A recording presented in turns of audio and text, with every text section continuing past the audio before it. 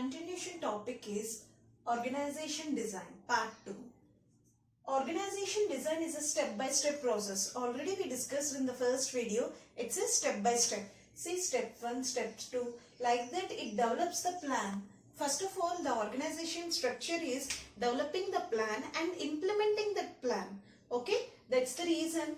There is a channel of communications. Okay, that is called it as organization structure.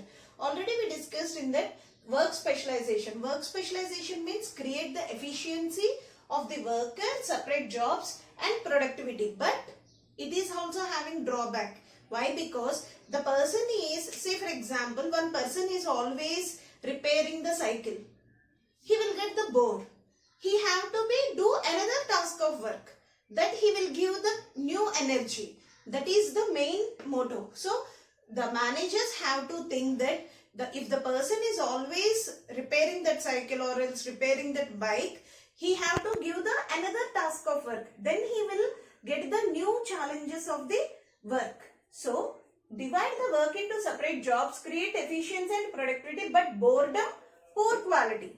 See, he will get the boredom, same work if he is going to be done, definitely he will get the poor quality. I know this work. Like that he will get the laziness. Second point is departmentalization. Already we discussed. Departmentalization means product department, finance department, marketing department, HR department. Different departments are there in the organization. In that again, geographic department, process department, product department, process department. In that again, product, computers, printers. In that again, manufacturing, finance. See, these are all, everything is structure. Each structure have to do their work in a correct manner. In colleges also, cash department is there, non-teaching staff, teaching staff, EC department, CSE, different departments are there. So every department has to do their particular task of work. Here see, geographic means south zone, east zone, west zone, different types of departments. These kind of departments, they have to be work it out. Next point is chain of command. Chain of command means authority, communication, responsibility along with orders are passed in the organization.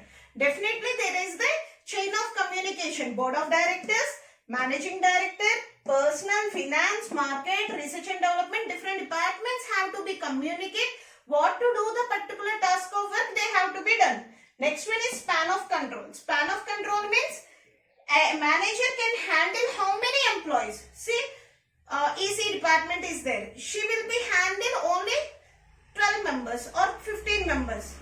She can't able to do 20 members, 30 members. Like that, span of control means in the span of control only 7 members the manager can be handled.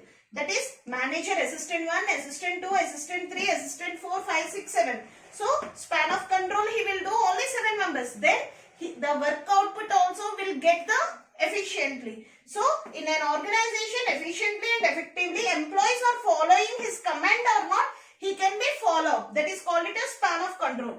Next one is centralization. Centralization means already we discussed. Top level people only take the decision. Example, budget. Next, here you can see president of sports department, sporting goods, board games, computer games, like the different departments are there. Next, departmentalization. Departmentalization means decisions can also taken by the decentralization. Decisions are taken by the lower level people. See, why we are taking the decisions from the lower level people? Because the people, employees also feel comfort. Arey Babu, we are also trusting the top management, also trusting the employees. They feel good. So decentralization means everyone can take the decisions and give the decisions. Formalization. Formalization is nothing but framing the rules and regulations. Say for example, the employee have to come to the office 8 o'clock. If he is not going to come to the office 8 o'clock, 200 rupees salary deduction. So everyone, the rule is applicable. That is called it as formalization. This is the overall concept of organizational structural design. Thank you.